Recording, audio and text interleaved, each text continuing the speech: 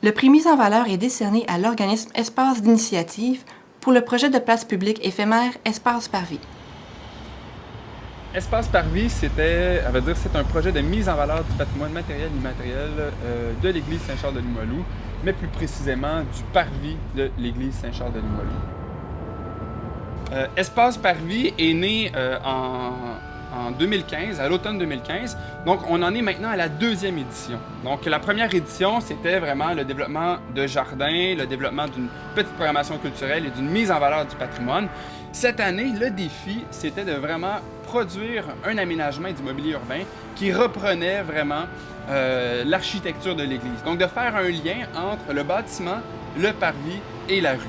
Ça s'est concrétisé à travers la construction des brise-vents qu'on voit de chaque côté ici, ou encore de l'arche en avant de l'église qui reprend les trois pointes qu'on retrouve au-dessus des trois portes centrales de l'église. Et à ça, c'est annexé après ça des jardins des deux côtés de l'espace central qui était le grand salon. Sur cet espace-là, on a tenu toute une série d'activités tout au long de l'été. Bon, c'est une programmation qui s'est largement bonifiée compte tenu de l'année passée. On est passé d'une douzaine d'activités à une cinquantaine d'activités extrêmement variées.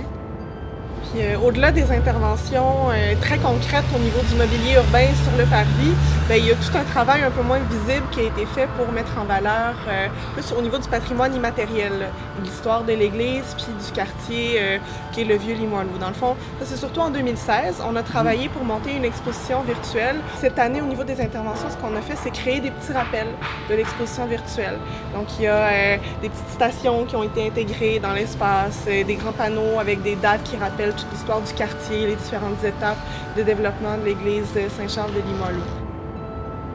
C'est ça qu'on se rend compte, c'est que des projets de cette envergure-là, que ce soit comme pour Espace Parvis ou pour Espace d'initiative, c'est des projets qui peuvent se réaliser uniquement lorsque tous les acteurs de la communauté travaillent ensemble pour revaloriser un lieu. Et tous les acteurs de la communauté, oui, c'est les citoyens, oui, c'est les commerçants, oui, c'est des organismes communautaires du quartier, mais c'est aussi des institutions financières qui décident de financer des projets, c'est aussi des instances municipales qui nous soutiennent depuis le début dans le projet, et c'est aussi des élus politiques qu'on s'en soutient qui sont essentiels au développement de projets comme Espace d'initiative. On a vraiment travaillé fort pour que toutes les activités qui soient présentées sur le parvis cet été soient très diversifiées pour encourager la mixité sociale.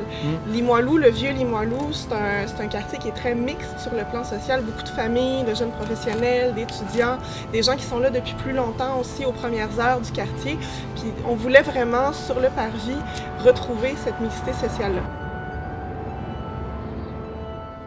Le parvis de l'église Saint-Charles de Limoilou, composante importante du patrimoine populaire québécois, s'est transformé et dynamisé avec la place éphémère Espace Parvis. Cette initiative citoyenne, à travers ses fonctions et activités variées, a vu le retour de ce lieu de rassemblement.